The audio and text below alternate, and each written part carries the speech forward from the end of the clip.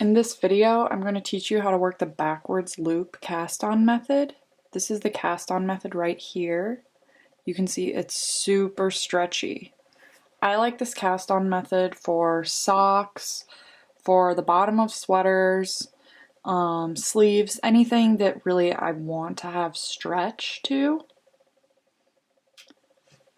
Some of the complaints about this cast-on method are that it will flare out. People say they have problems with it flaring out after some time, but I don't actually really have that problem, especially in sweaters.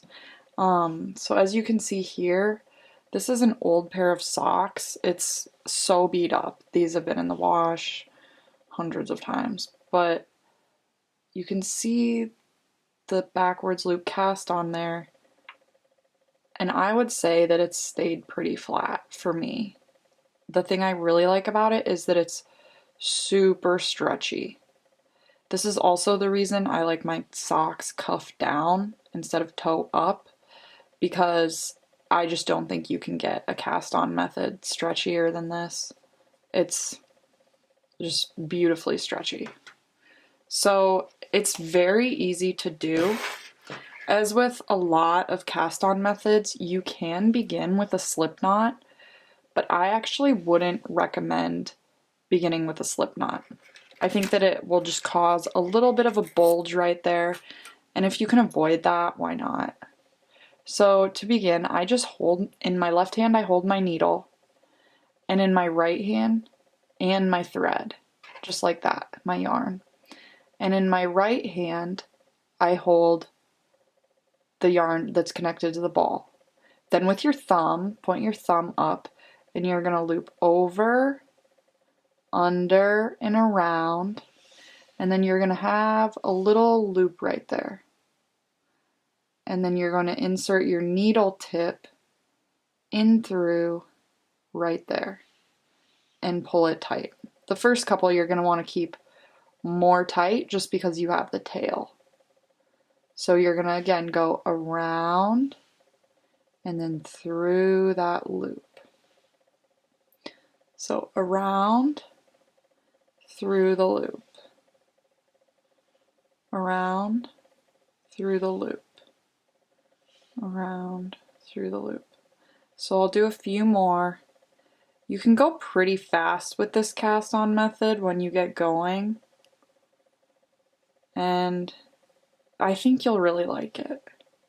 It's easy to count, it's easy to go quick, but it does have a natural tendency to want to twist on its own, so you'll have to pay extra attention to holding this straight when you start.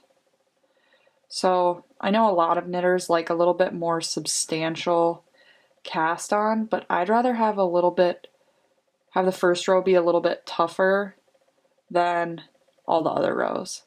So if you can see those little loops, they're right along there, those little diagonals. Those are the same little diagonals on here if you compare. So on this they're just tight, but they loosen up and will flex with your knitting. So I'll do a couple more to show you again.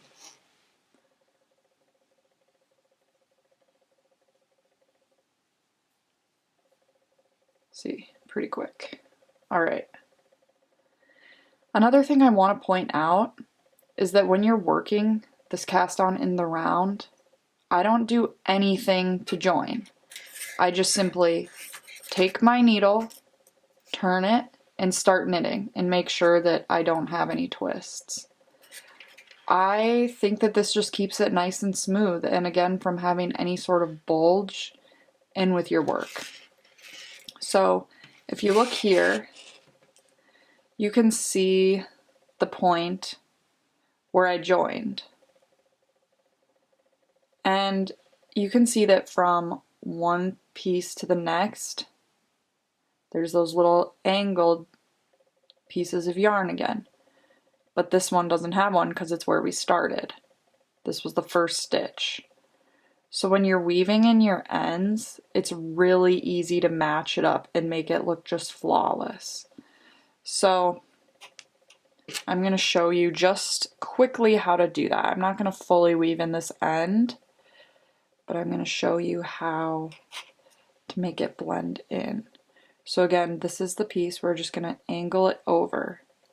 So when you turn it, look at every little yarn. They go into the right side of that stitch.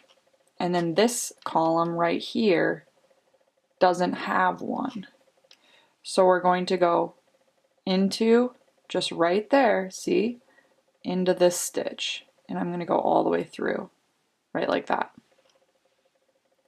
So you're going to pull it just tight enough to blend in with the rest of them, but not too tight. So that's actually a little bit tight.